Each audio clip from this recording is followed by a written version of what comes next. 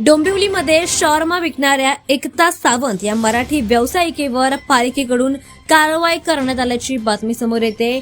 या एकता सावंत हिने एक व्हिडिओ सोशल मीडियावर व्हायरल केला, ज्यानंतर मनसे अध्यक्ष राज ठाकरे यांनी स्वतः याची दखल घेतली आणि यावर आक्रमक पाऊल उचलले।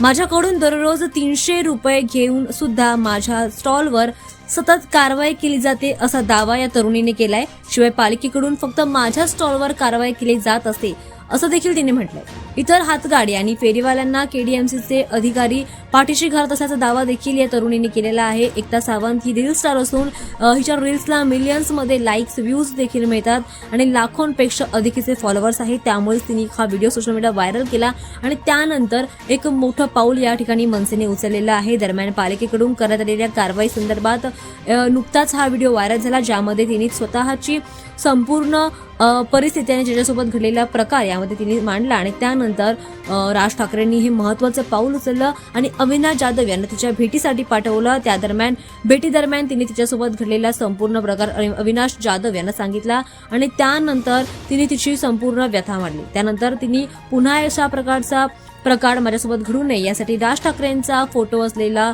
पोस्टर मला द्या, जे मी माझ्या दुकानावर, माझ्या टपरीवर लावेन, जेणेकरून मला इथून पुढे कोणीही हटवू शकणार नाही अशी मागणी तिने केली। त्या दरम्यान अविनाश जाधव यांनी तिला आश्वासन दिलं की पुन्हा तिच्या स्टॉलला कोणतीही अडचण येणार नाही असं आश्वासन अविनाश जाधव यांनी दिले। मात्र या दरम्यान मनसे नेत्यांनी म्हटलंय की परप्रांतीय फेरीवाल्यांवर पालिकेचा भेदभाव असल्याचा आरोप त्यांनी केलेला आहे।